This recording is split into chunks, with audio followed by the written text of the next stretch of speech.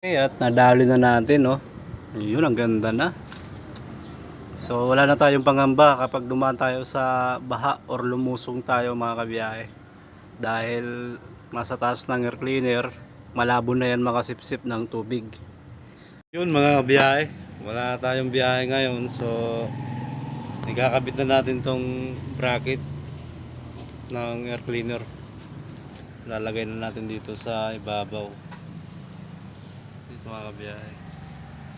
Para once na bumaha, hindi na siya papasukan ng tubig kasi mataas na siya.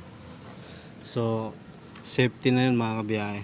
Wala na tayong pangamba kapag dadaan tayo sa baha or lulusong.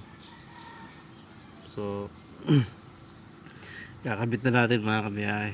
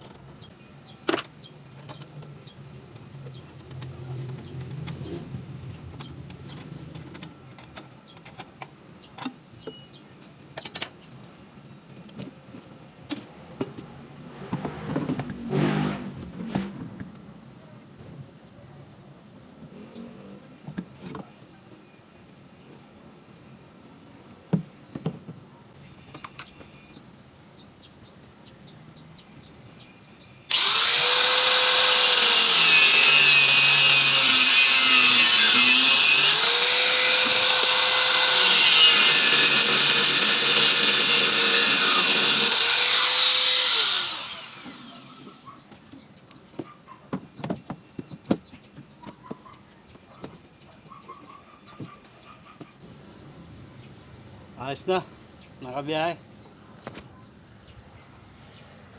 So ayos na mga kabiyahe. Sobrang tibay kahit bitayan ta. So ito dito, tatornilyo na lang natin to. Tapos dito sa ilalim, sa kabila ganun din. So itong laman nito mga kabiyahe, bago ng laman nito, yung filter. So bibili tayo ng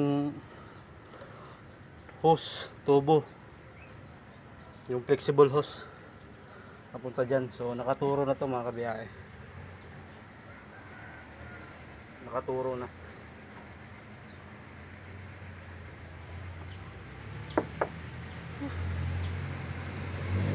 So ipipix na natin to mga kabiyahe, para mamaya yung flexible hose na lang yung gagawin natin. Tapos yung butas pala nito, bali nasa ibabaw, di ba? Nasa ibabaw yung butas, so tatakpan natin to. So magbubutas tayo dito sa ilalim, dito. Tapos lalagyan din natin dito ng ano, yung parang lata ng sardinas, yung bilog or PVC. Kung meron tayong makitang PVC, yun ang ikabit natin dito. Okay mga kabiyahe, lalagay natin mga kabiyahe para dito. Nagputol tayo dito ng ano, so magbubutas tayo dito. So hindi naman siguro sasayad dito sa filter dahil ang position nito mga kabiyahe ganito, ganyan. So itong butas na to, tatakpan natin yan dahil nasa ibabaw eh. May ano tayo dito, may pangagip na tayo dito mga kabiyahe. Yung ginawa ko nakaraan. Ito mga kabiyahe.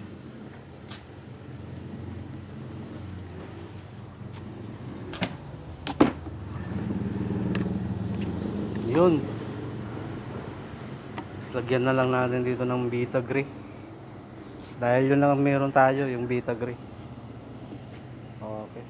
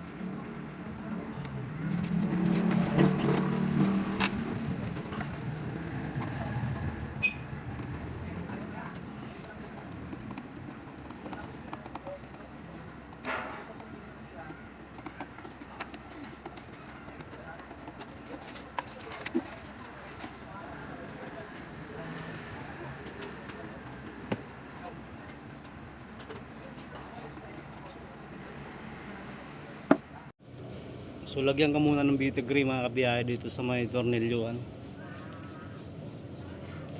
para hindi makapasok yung tubig.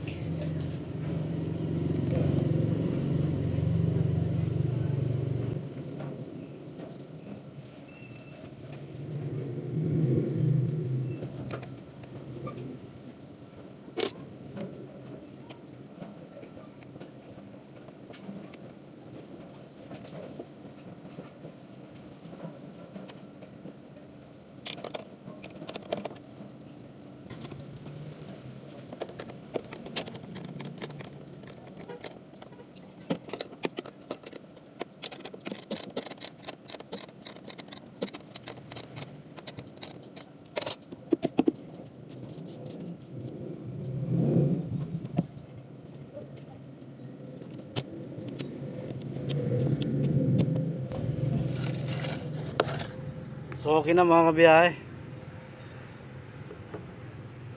Yun o. Sa tibay lang kung pag-uusapan mga kabiyahe.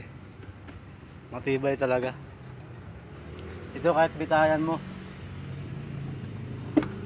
So ang kulang natin dito mga kabiyahe, yung tubo na lang. So ito yung butas kanina na tinakpan natin. Tapos ito naman yung binutas natin. Oh. 'Di ba? Para dito manggagaling yung hangin. Hindi na siguro ito makakasipsip ng tubig mga kabiyahe. No. So itatry natin ibaba yung ulo mga kabiyahe. Titingnan natin kung sasayad ba o hindi.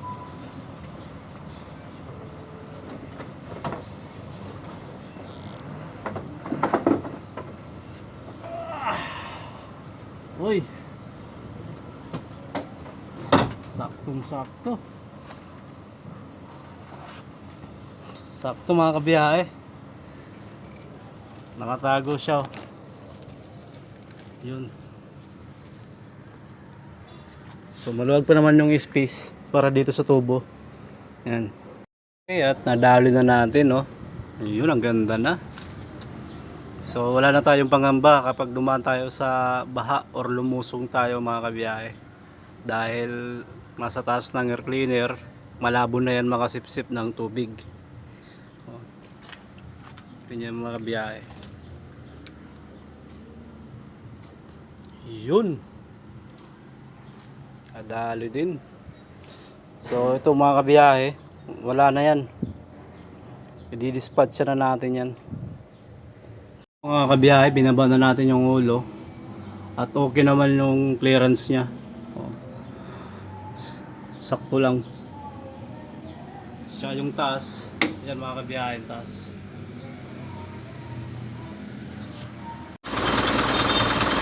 So okay na mga kabiyahe. Yan o. Hindi naman ako diretso. Yun.